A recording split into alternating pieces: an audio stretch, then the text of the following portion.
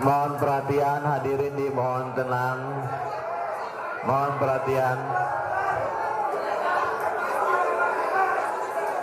Mohon perhatian untuk para pengunjung. Diharap tenang. Recording stopped.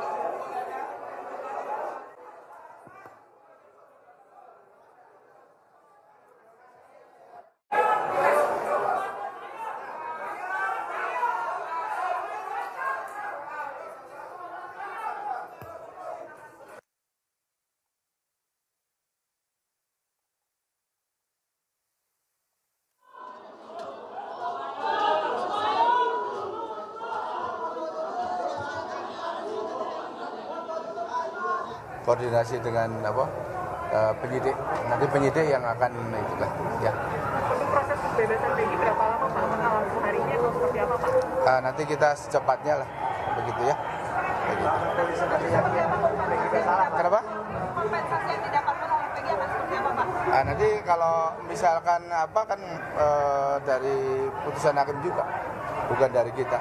Tadi tidak menyebutkan istilahnya ganti rugi segala kan begitu. Jadi untuk dihentikan penyidikan, kemudian segera dibebaskan. Itu aja. Ya. Jadi kita tetap patuh ya apa yang disampaikan oleh hakim. Ada upaya hukum lagi Pak? Nanti kita bicarakan sama penyidik ya langkah-langkah selanjutnya. Itu aja. Intinya Polda menerima hasil putusan ini apa ya? Iya, menerima. Pak, kalau dari penyidik ada yang mau disampaikan nggak Pak terkait hal ini? Penyidik enggak? Iya, makasih Pak. Kita yang penting patuh ya. Terima kasih Pak. Ya. Benar, aing dukung daripada dibicarakan. Benar, benar. Anjing udah barengan kabeh gitu goblok. Siapa? Oh, nak TV.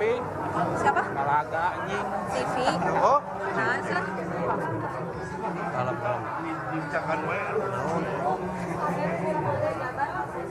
Ya masuk. Terus pada keluar dulu. Lihat mana? Mendingan di bawah. Ya, gue jago. Tangan bawah. Mana kuasa hukum dah? Gambar apa?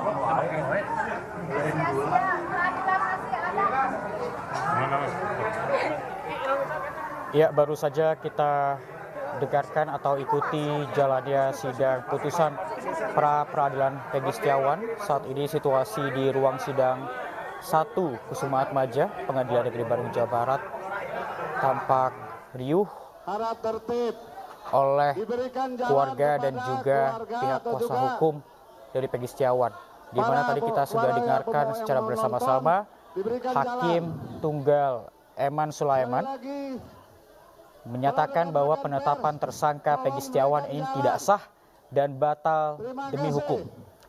Dan permohonan pra peradilan dari Peggy Setiawan dikabulkan. Dan tadi juga disampaikan oleh kuasa hukum ataupun maksud kami dari Hakim Tunggal Eman Sulaiman menyatakan bahwa pihak termohon harus melepaskan atau membebaskan Peggy Setiawan dari tahanan. Kemudian Hakim juga menyatakan bahwa pihak termohon atau Polda Jawa Barat harus menghentikan penyidikan kepada Peggy Setiawan. Dan tadi juga disampaikan oleh Hakim Tunggal Eman Sulaiman bahwa menurutnya penetapan tersangka ini tidak sah dan batal demi hukum dikarenakan memang menurut Hakim untuk menetapkan seseorang sebagai tersangka ini harus memenuhi minimal 2 alat bukti serta harus ada pemeriksaan oleh penyidik terlebih dahulu terhadap calon tersangka. Hal tersebutlah yang tidak dilakukan oleh penyidik Polda Jawa Barat saat menetapkan Peggy Setiawan sebagai tersangka pada bulan Mei lalu. Kemudian Hakim juga tidak sepakat dengan dalil ahli dari pihak termohon, yakni Agus Surono, ahli pidana dari Universitas Pancasila. Kita lihat pemirsa suasana ataupun kegembiraan dari pihak Peggy Setiawan, baik dari kerabat, kuasa hukum maupun keluarga, ini masih dirasakan di ruang sidang 1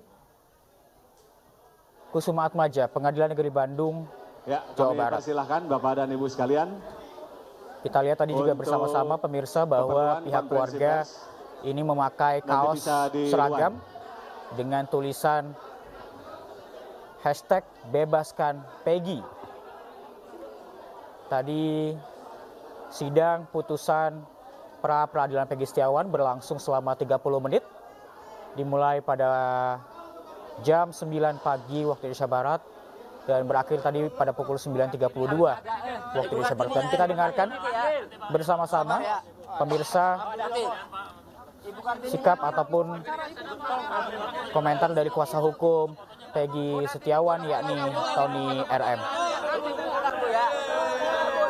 Nggak ada ibu kartinya, nggak apa-apa. Nggak apa-apa. Lagi diwawancara, Pak. Lagi diwawancara di atas, nggak apa-apa ya? Ya. Saya sudah menyampaikan ya ke seluruh media, setiap Zoom, setiap wawancara, bahkan saya sendiri pandangan hukumnya sudah saya upload di channel saya Pengacara Tony. Pada intinya ya ada dua hal yang penting ya dalam penetapan tersangka itu. Pertama, karena penyidik berdalih dalam jawabannya menetapkan tersangka Peggy Setiawan tidak perlu pemeriksaan karena Peggy Setiawan adalah DPO yang ditetapkan pada 15 Mei 2016. Saya sudah sampaikan bahwa kalau dalilnya itu karena DPO, maka dikaji dulu DPO-nya, sah atau tidak secara hukum. Ditetapkan DPO pada tanggal 15 September 2016, berarti saat itu masih berlaku Peraturan Kapolri nomor 14 tahun 2012, di mana dalam pasal 31, ya, tersangka yang dipanggil 3 kali guna pemeriksaan penyidikan perkara, kemudian tidak datang dan keberadaannya tidak diketahui, maka dimuat dalam daftar pencarian orang dan dibuat surat pencarian orang. Ada 2 unsur dalam pasal 31 yang harus terpenuhi sebelum seseorang ditetapkan DPO. Unsur pertama, seseorang harus tersangka. Unsur kedua, harus dipanggil dulu. Faktanya, penyidik ya tidak mampu membuktikan surat ketetapan tersangka sebelum ditetapkan DPO 2016. Kemudian tidak mampu menunjukkan membuktikan surat panggilannya yang telah 3 kali dilakukan. Sehingga kami berpendapat bahwa DPO-nya tidak sah. Itu juga yang disampaikan, yang dibacakan Hakim Tunggal tadi. Sama dengan pendapat kami. Yang kedua, kami berpendapat penetapan tersangka itu harus diperiksa dulu sebagai saksi sebelum tetapkan tersangka. Berdasarkan putusan Mahkamah Konstitusi nomor 21 tahun 2014. Dalam pertimbangannya halaman 98 mengenai cukup alat bukti, selain memiliki 2 alat bukti yang termuat di dalam pasal 184 KUHP, juga tersangkanya juga harus disertai pemeriksaan terhadap calon tersangkanya. Dalam jawaban dan dalam pembuktiannya, penyidik tidak mampu membuktikan bahwa Peggy Setiawan telah diperiksa sebagai saksi, tidak mampu membuktikan itu, sehingga tindakan penyidik dalam menetapkan tersangka ini tidak bertentangan dengan putusan Mahkamah Konstitusi nomor 21 tahun 2014. Yang namanya putusan tidak dibaca amarnya saja. Putusan itu pertimbangan hukum, sama amar kesatuan putusan. Sehingga tindakan penyidik menetapkan tersangka tanpa pemeriksaan saksi ya terlebih dahulu itu dinyatakan sah. Akhirnya karena DPO-nya tidak sah, berarti Peggy Setiawan bukan DPO. Harusnya dilakukan penyelidikan. Gimana ini penyidik? Dilakukan penyelidikan dulu. Janganlah langsung ditetapkan tersangka. Ini tidak dilakukan. Ini mohon maaf, saya tidak mengatakan bodoh, tapi sangat menyayangkan. Kami menyayangkan penyidik Polri, khususnya Polda Jawa Barat, yang digaji oleh uang rakyat, asal-asalan dalam menetapkan tersangka. Akhirnya malu sendiri. Ya. Jadi apa yang dibacakan oleh hakim dalam pertimbangan dan itu sama persis dengan yang sudah pernah saya sampaikan. Betul tidak? Pagi, kemarin malam semuanya saya menyampaikan ke televisi seperti itu. Akhirnya kami keluarga besar Peggy Setiawan dan atas nama penasihat hukum Setiawan mengucapkan pertama terima kasih kepada Yang Mulia Hakim Tunggal Pak Eman Sulaiman. Kemudian yang kedua, mengucapkan kepada seluruh masyarakat Indonesia yang mendoakan, mendukung upaya kami. Hidup kuli bangunan, bebas!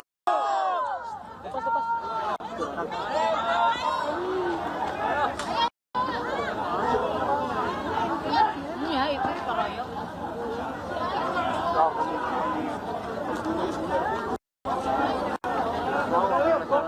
Ini apaan ini?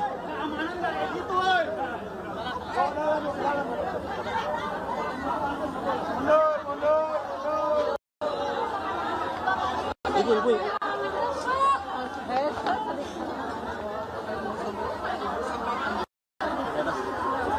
Banyak terima kasih anak saya sudah kembali.